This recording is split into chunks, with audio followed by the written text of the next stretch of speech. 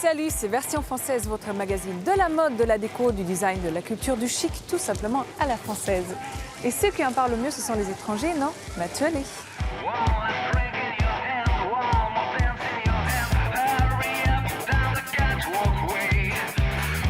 Rencontre avec Gabriela Cortese, la créatrice d'Antique Batik, la marque ethnique chic par excellence. Escapade ensoleillée sur le fameux port de Marseille et les meilleurs hôtels de la ville, chic et culture dans le sud. C'est l'heure du Kousmiti. Nous partons à la découverte de cette marque iconique du thé branché, devenue française en 1917. Rencontre avec Tiger Sushi, un label de musique électro et une ligne de prêt-à-porter unisexe et cool, ou le parfait vestiaire du DJ Hype. Et tout de suite, point de vue, un regard affûté sur les nouveautés stylées de la semaine.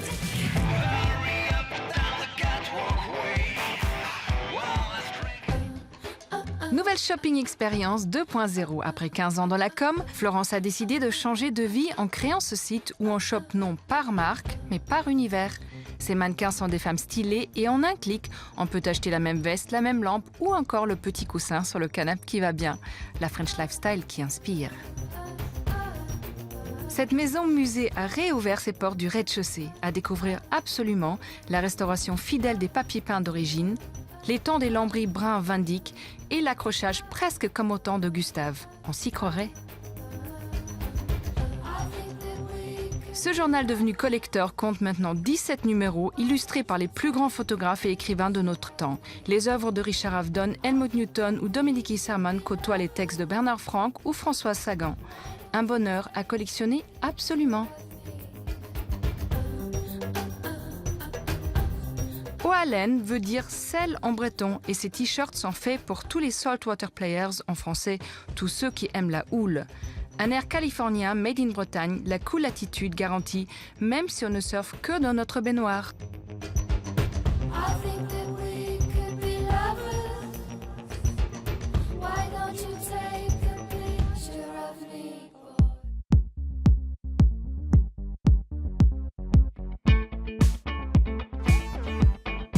Et aujourd'hui, je me trouve en plein cœur du Marais, près de la place de Vosges, une des places les plus anciennes de Paris, pour rencontrer Gabriela Cortese, la créatrice d'Antique Batik, s'inspire au fil de ce voyage pour créer une mode ethnique chic.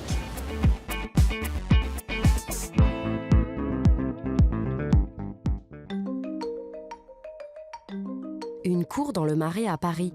Jamais très loin d'une petite touche d'exotisme, nous voilà dans le studio d'Antique Batik et de sa créatrice, Gabriela Cortese. Ici, on retrouve tout son univers. Une caverne d'Ali Baba colorée en guise de bureau, des souvenirs jusque sur les murs et des photos qui invitent à l'évasion. Car les voyages, c'est la passion de Gabriela et l'ADN de sa marque, lancée en 1992, suite à un séjour en Inde. J'ai découvert lors de mes voyages un savoir-faire incroyable qu'on avait perdu chez nous et qui était encore très vivant dans les pays dans lesquels je voyageais. J'ai pu rencontrer des brodeurs qui se passaient le savoir de père en fils, d'autres personnes qui impriment à la manière ancestrale. Comme le batik, technique millénaire d'impression des étoffes. Ce savoir-faire, ces références se retrouvent chez Antique Batik, souvent qualifiée pour cela d'ethnique chic. Gabriela Cortese est une globe-trotteuse, mais pour mieux cerner son style, il faut également revenir sur ses origines, car la styliste est italienne et a appris à coudre grâce à sa grand-mère hongroise. J'étais un enfant qui s'ennuyait beaucoup, alors je me faisais sans arrêt faire des choses manuelles. J'ai appris à broder, à tricoter, à faire du crochet. La broderie est très présente chez Antique Batik. C'est une des spécificités de cette marque. Mais pas seulement la broderie, l'impression à la main et puis tout ce qui est artisanal. J'habitais Turin et il y avait beaucoup de couturiers, par exemple quelqu'un qui faisait les chapeaux à la main en feutre, quelqu'un qui faisait les chaussures à la main. Et on était beaucoup dans le fait main. Et j'ai pu voir tous ces corps de métier qui finalement se sont perdus malheureusement. Et ça m'a vraiment donné ce goût-là. Antique batik, c'est remettre au goût du jour tout ce savoir-faire et l'interpréter d'une manière moderne et qui soit à la mode d'aujourd'hui, parisienne. Gabriela travaille en étroite collaboration avec son équipe. Ensemble, ils développent les collections, réfléchissent aux matières, choisissent les coloris. On fait une broderie comme ça qui est toute faite au fil et à l'aiguille avec des perles et des paillettes. Après, on essaye de la placer de manière informatique pour pouvoir voir l'effet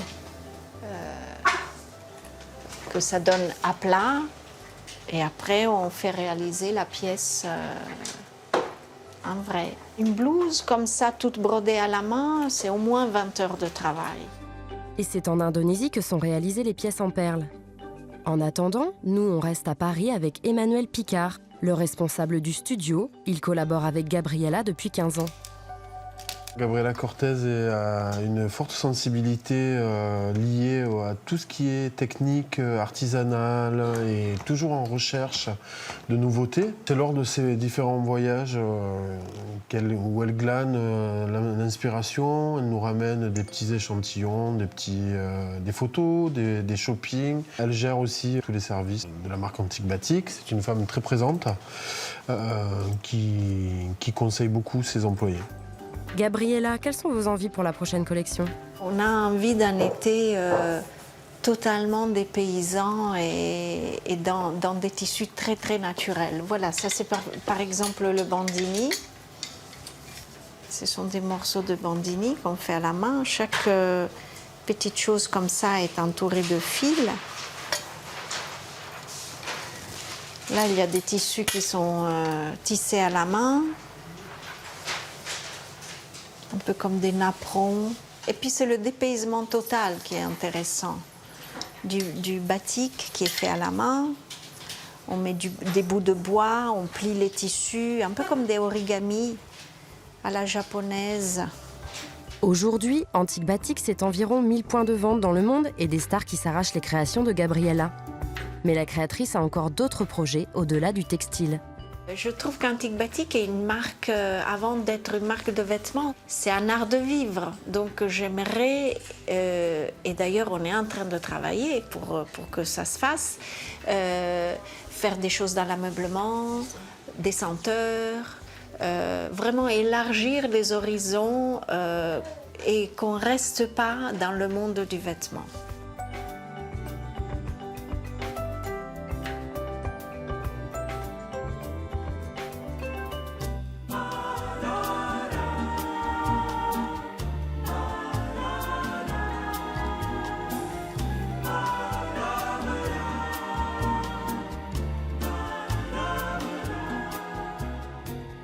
Gabriela, je suis ravie de vous recevoir. Maintenant, on vous connaît un peu mieux à travers le portrait qu'on vient de montrer. Ma première question, c'est, vous étiez donc précurseur dans une mode un peu ethnique, un peu organique. C'était vraiment une volonté de votre part ou c'est parce que vous êtes comme ça et vous aimez ça? Je pense que parce que je suis comme ça au départ. En fait, Antique Batik, c'est une marque éthique sans le savoir depuis le début.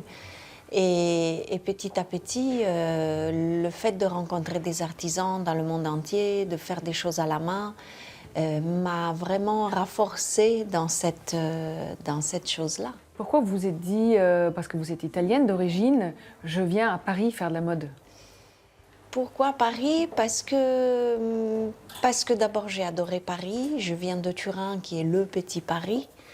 Et on a toujours envie de découvrir cette ville lorsqu'on est jeune, étudiant, de l'autre côté des Alpes. Et pourquoi j'ai fait la mode ici? Parce que je trouve que... Alors les Italiens adorent Antique Batik parce que ça vient d'ailleurs. Ça vient d'une Italienne qui habite Paris. Et voilà, je trouve ça drôle. Et Paris, c'est quand même la capitale de la mode. Absolument, Oui. absolument. Donc vous avez tout bon. Vous êtes italienne et vous créez à Paris. Oui, c'est parfait. expatriée. Ouais. Je voulais parler avec vous de la parisienne. Vous créez une mode qui, malgré le côté ethnique, très parisien, parce que portée par des filles très parisiennes. Comment vous la définissez, vous, la parisienne? La femme parisienne est plus libre. Lorsque j'ai commencé Antique Batik, il y a 22 ans, on avait des vêtements en Italie, surtout on avait des vêtements d'hiver et des vêtements d'été. C'était impossible d'emprunter le paréo de l'été et le mettre en chèche l'hiver.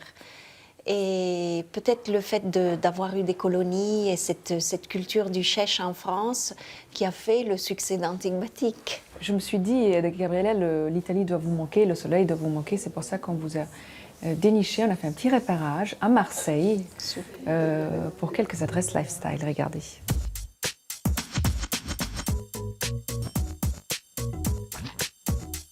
Bienvenue à Marseille et son vieux port qui donne envie de flâner au soleil.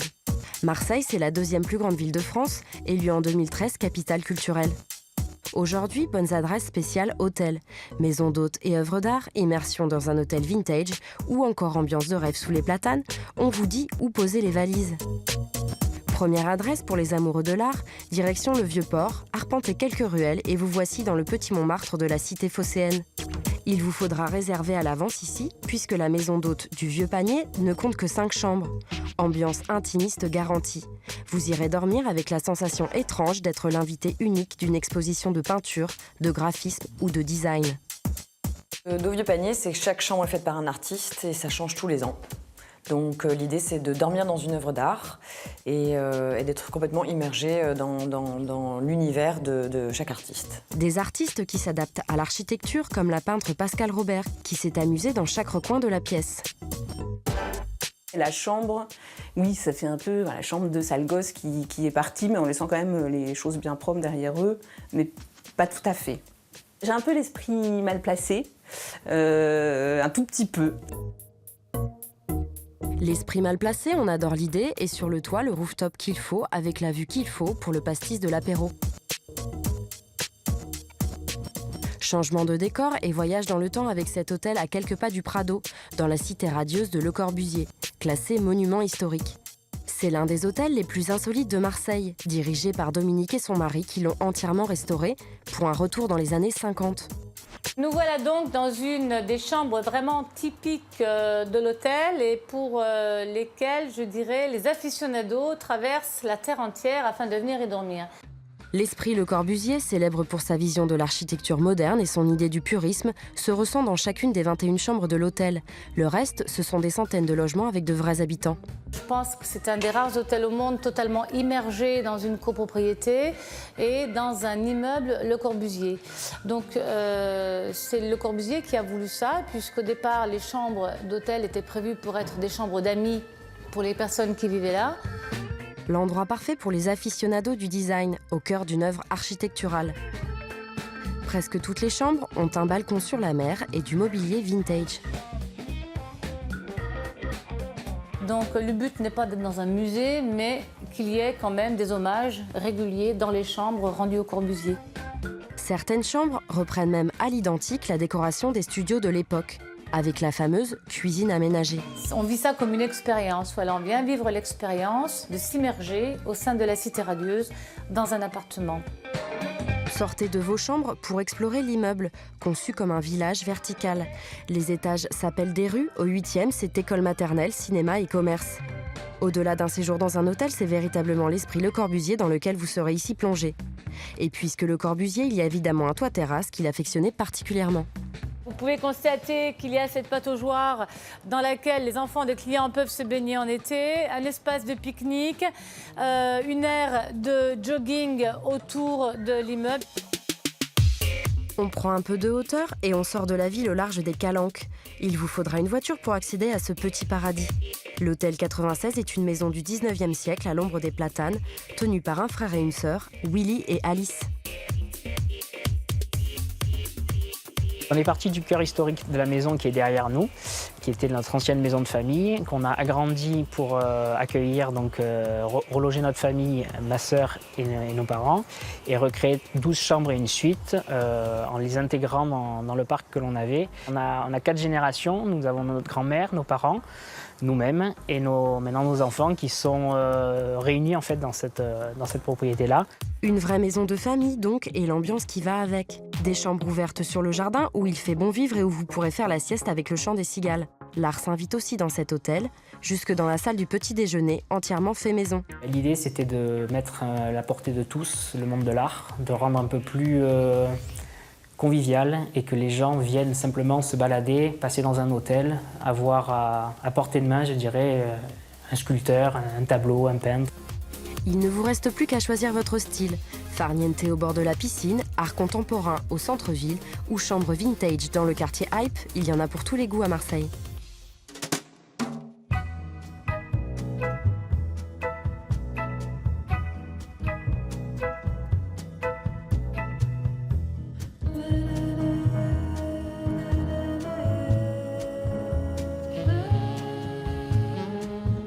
Gabriella, vous avez donc créé votre marque en 1992.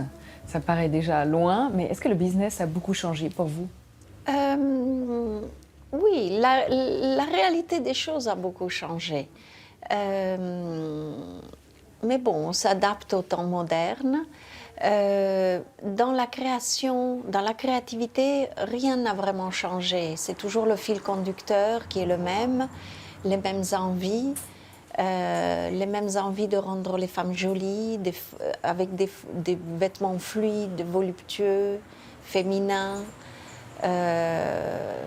C'est quoi exactement le fil conducteur d'Antique Batik alors? Comment vous le définissez? C'est ouvrir la malle de sa grand-mère et sortir les broderies et en faire des formes qu'on a envie de mettre aujourd'hui. Gabriella, bien sûr, on l'a compris, vous êtes une voyageuse et vous avez besoin de voyager pour vous inspirer, pour créer. Mais comment fait la femme d'affaires, chef d'entreprise, qui doit voyager, qui doit s'absenter, qui doit voir ses artisans? Vous êtes maman aussi. Comment elle fait, cette femme-là? Depuis des années, je me suis habituée à voir un petit peu le cerveau gauche et le cerveau droit, à avoir plusieurs casquettes. Donc, je compose. La partie créative, c'est vrai que le voyage m'aide beaucoup à vider la tête, à être dans cette bulle créative et ludique qui est très importante pour moi. Et au-delà de ça, quand j'arrive au bureau, je mets l'autre casquette et j'ai une très bonne équipe, et bien évidemment. Bon, alors, est-ce que je peux vous le demander quand même, votre garde-robe basique? Ma garde-robe basique, par exemple, aujourd'hui, j'ai un jean qu'on a fait en taille haute. Pour la femme de travail, pour la femme travailleuse, pour la chef d'entreprise. Chef d'entreprise, qui court toute la journée. Et j'ai une tunique brodée. Voilà. Un conseil que vous donneriez à toutes les filles? Toutes? Grandes, blondes, brunes, petites? D'abord de se sentir bien dans un vêtement. Parce que c'est vraiment une deuxième peau. Lorsqu'on se met quelque chose, on se sent bien ou on se sent mal tout de suite. Donc l'important, c'est que la beauté de l'âme sorte et que le vêtement la fasse resplendir. Merci beaucoup. Merci.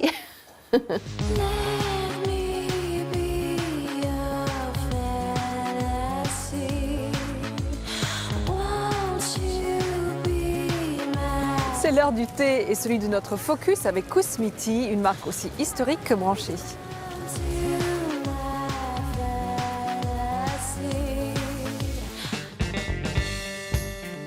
Kousmiti, c'est le thé fashion du moment et maison française depuis 1917. Et Cocorico depuis quelques semaines, les packagings de Prince Vladimir ou Anastasia ont été repensés par le créateur Jean-Paul Gaultier. Une histoire baroque qui commence dans le froid de Saint-Pétersbourg. En 1867, il y a un jeune paysan qui monte à Saint-Pétersbourg et qui s'installe et qui, par un concours de circonstances, reçoit une maison de thé. Et il développe sa maison de thé, elle s'appelle la maison Kousmitchov, elle deviendra Kousmiti. Et très vite, parce qu'il a du talent, il fait des thés excellents et il devient un des thés favoris du tsar. Et voilà la maison Kousmitchov qui prospère pendant 50 ans en Russie. Jusqu'à 1917, Pavel est mort entre-temps, c'est son fils Vyacheslav qui prend la suite. Et en 1917, il y a la révolution russe. Il quitte la Russie assez précipitamment et, pour notre plus grand bonheur, il se retrouve à Paris.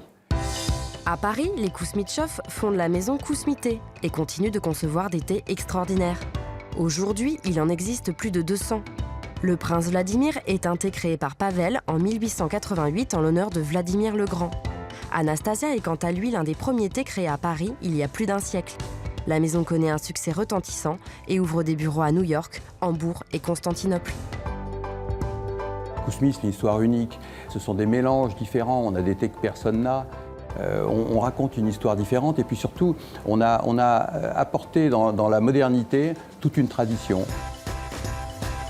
En 2003, les frères Aurébi, et oui on fait toujours ça en famille, rachètent la maison de thé, une des boissons les plus consommées au monde. Les mélanges sont packagés dans des emballages pop et colorés. Et tout ça se passe aux abords du Havre. Ici sont fabriqués chaque année 50 millions de sachets. On a l'avantage d'avoir d'abord un packaging exceptionnel, qui est historique, avec notre logo, la vue de Saint-Pétersbourg qui se reflète dans la Neva. Enfin, voilà, donc on a beaucoup de couleurs. Ensuite, on a les qualités de thé, c'est le plus important, parce qu'on sélectionne vraiment de très bons thés. On utilise des arômes de première qualité. Et puis ensuite, on a réinventé un peu la distribution du thé premium, alors en France, en Europe, et puis on espère dans le monde entier, en modernisant la manière de présenter le thé, d'aménager les boutiques, en faisant des boutiques très ouvertes, très colorées. Voilà. L'idée était de faire un thé du 21e siècle et de sortir un peu de cette image de thé de l'époque coloniale avec des boutiques un peu poussiéreuses.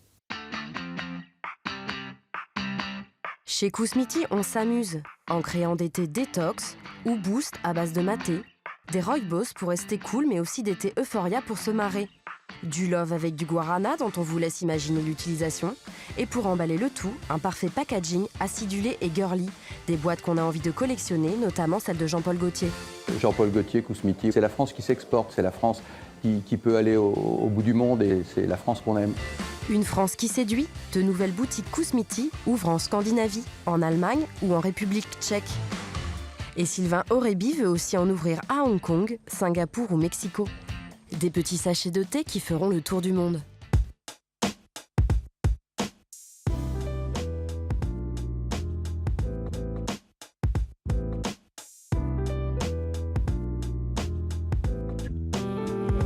Tiger Sushi est non seulement un label de musique, mais aussi une ligne de vêtements et c'est le relève de la semaine.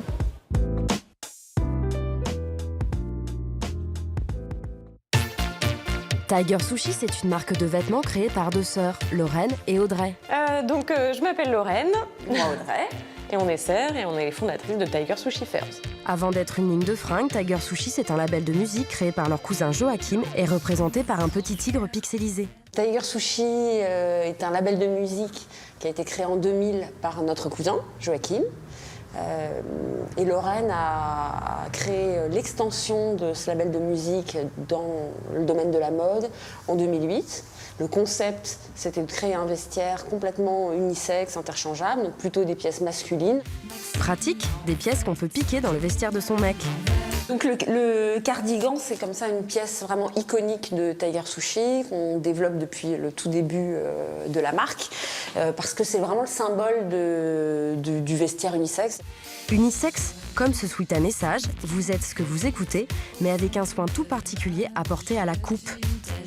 Donc même sur un produit comme ça, un sweatshirt, il y a un vrai travail sur la coupe pour que ce soit aussi bien adapté à un garçon qu'à une fille.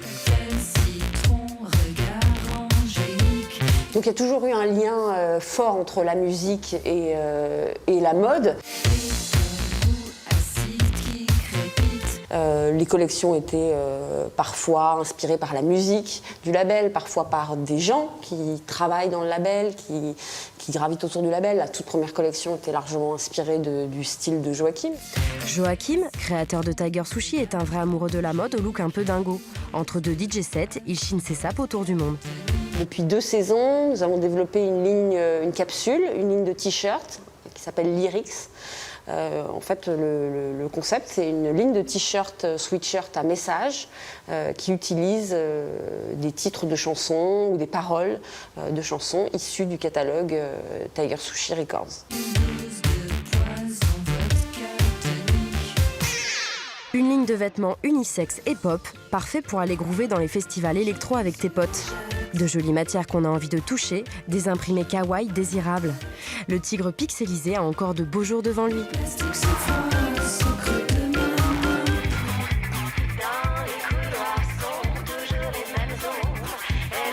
française est déjà finie, alors soyez chic toujours et retrouvez-nous la semaine prochaine.